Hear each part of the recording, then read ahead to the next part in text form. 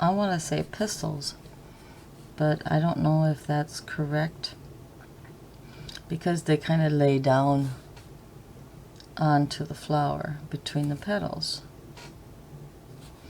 There are 6 of them.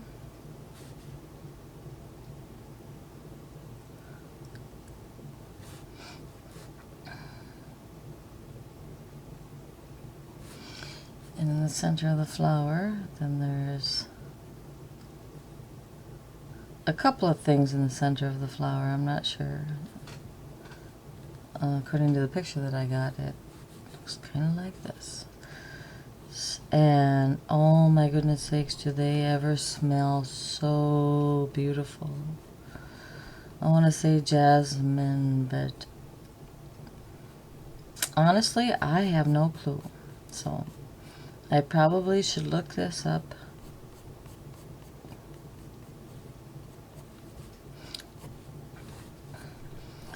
I mean, it would only be fair to the flower and myself if I ever want to plant these. It is definitely a bush, and the leaves are pretty waxy like. Beautiful white. I will attempt to get the white. I don't know if I can attempt that or not. We're gonna try.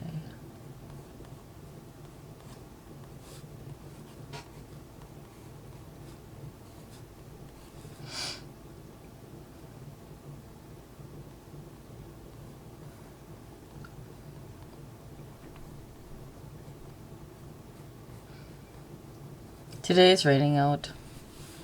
Today was a day that myself, some family and friends were all going to take our canoes and go out onto the water.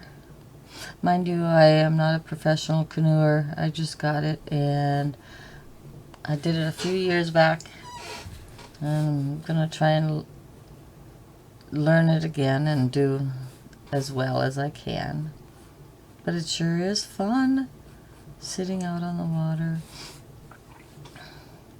We just got to add a few leaves in here.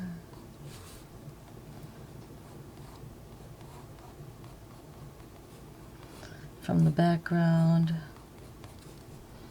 I wish I knew what flower this was, because I would love to tell you.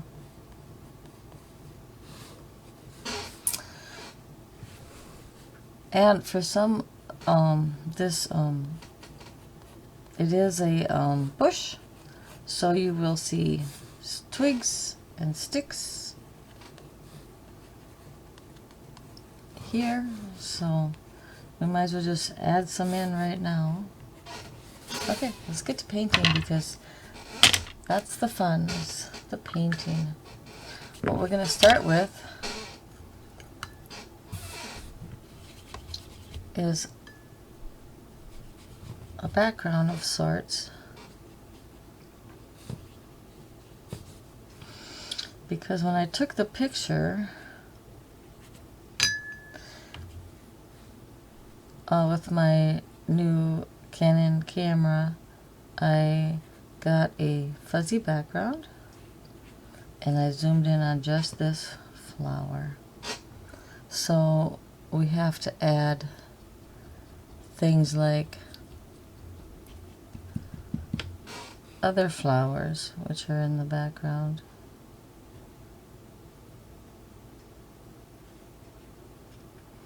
Okay, that's a lot of water.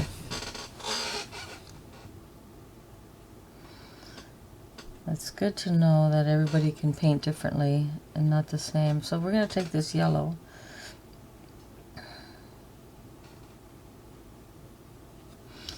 We're going to put it right there. And it's not very bright, so we're going to try some M-Gram, which I have some M-Gram paints, and I have some Daniel Smith paints sitting in front of me.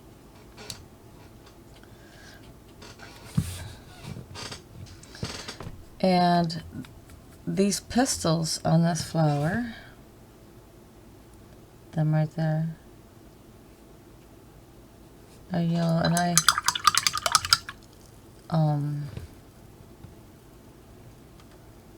Need that to be lighter.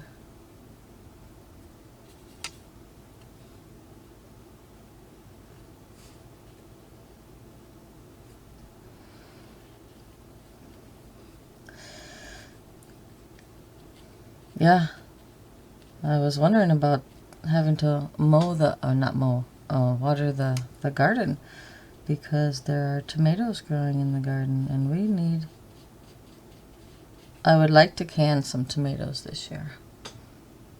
So last year I bought some tomato plants and oh my goodness sakes. It said they were big beefy tomatoes and it turns out they were all just cherry tomatoes. So I was not a happy camper. And so this year we got like 6 different tomatoes, so we could, at least one of them would be a big beefy tomato. Well, we did get that beefy tomatoes, and they need a drink. So I'm not sure about this particular color. This color right here. They seem to be an off color. If I can try and get that, we're going to try some buff titanium and some Indian yellow. Let's see if we can get that color.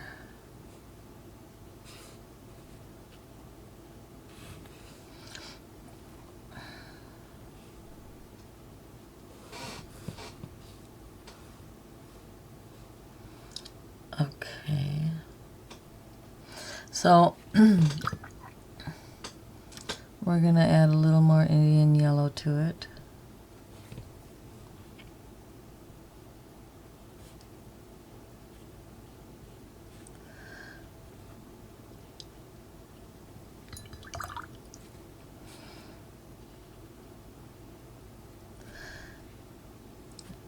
Get some of that extra paint off there.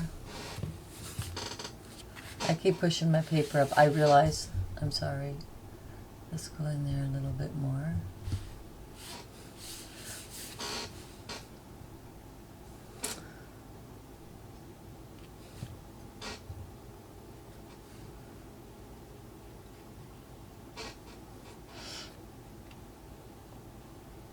I'm going to sop up some of that paint.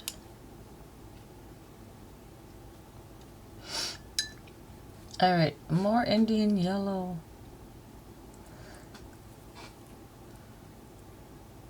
Oh, excuse me. Oh, for goodness sakes.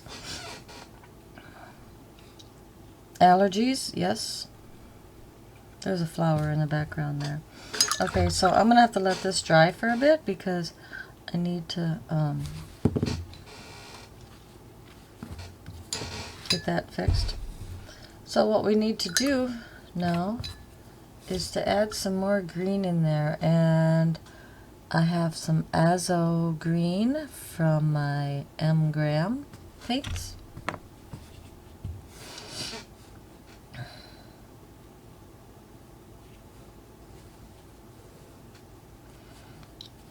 Kind of goes with the background stuff.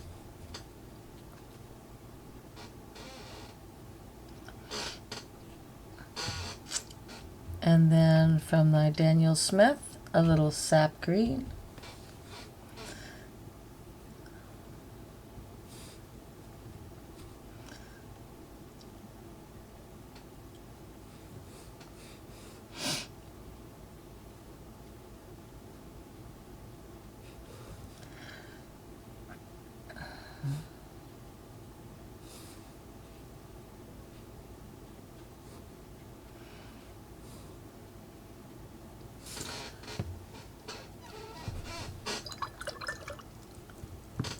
And then we also have these sticks. So we're going to use some quinacridone rust, and I will show this to you here. It would be this one right here. These are my M Graham paints, so we're going to use some quinacridone rust. And we're going to use some Terra Rosa.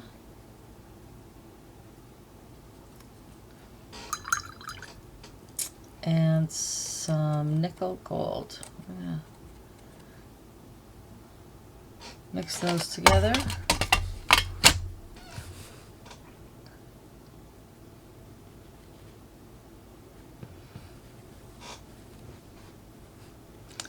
And try some trees.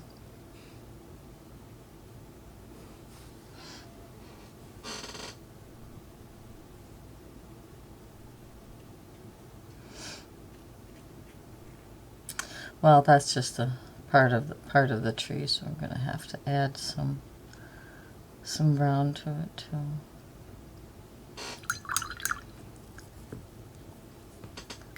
And on that, I have Burnt Umber from Daniel Smith. I don't know if you want to know. I'm just sharing the paints that I'm using.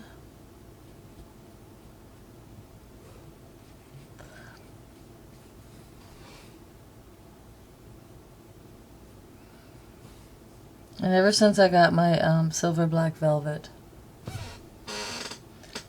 I have adored these paintbrushes.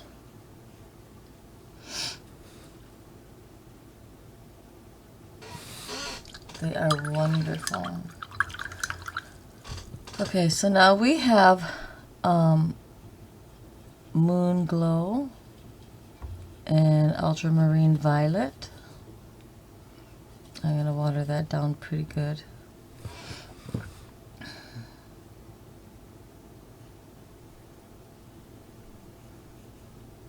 Put that in the background.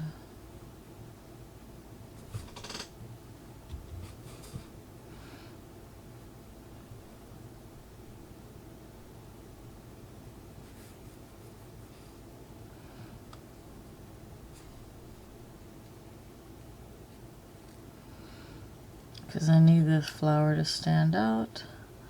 One way to do it is give it some shadow underneath.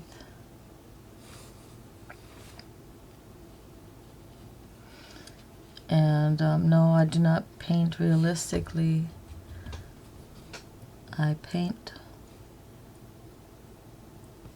the way I paint.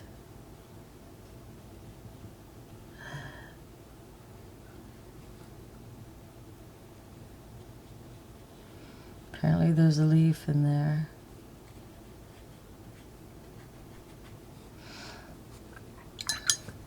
So,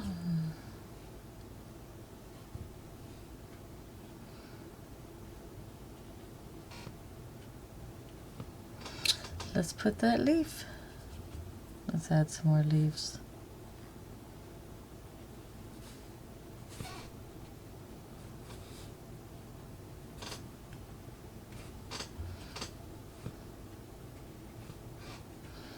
I hope everybody's having a good day today.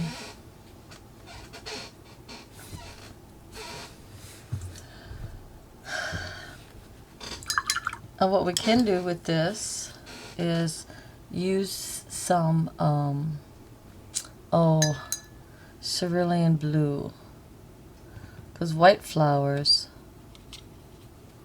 are well, they look blue to the insects. Okay, water down the cerulean blue. So we're going to put a little bit of white on these flowers.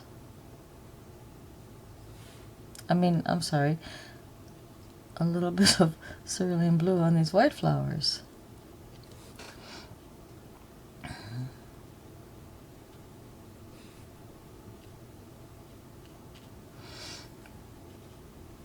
This brush is a Princeton brush.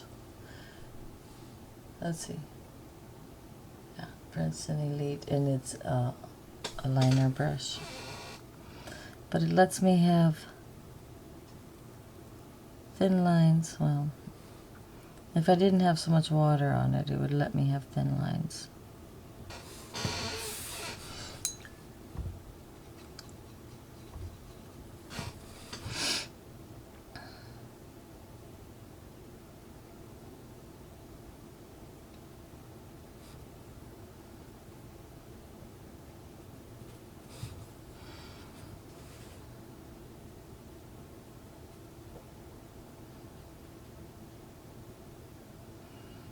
Put a little purple in there. It's actually Garbazoli purple. Curious. I should also research. Where do they come up with all these names? Goodness sakes. That's like, I understand that maybe this painting originated like in Europe, but maybe that's where all these names come from. It means something that I don't understand. It's just weird. I don't want all those lines in there.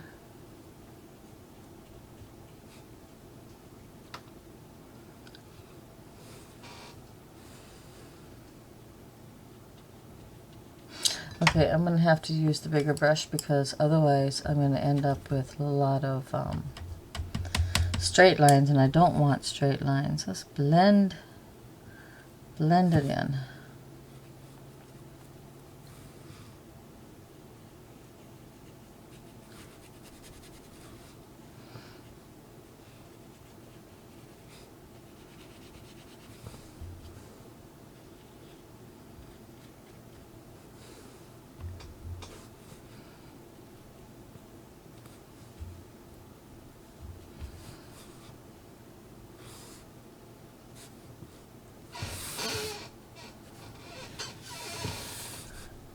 Okay,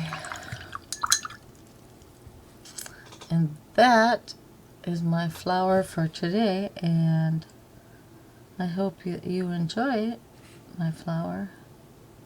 As I know, discovering this flower was such a joy, because it sure smelled, oh, it smelled so good.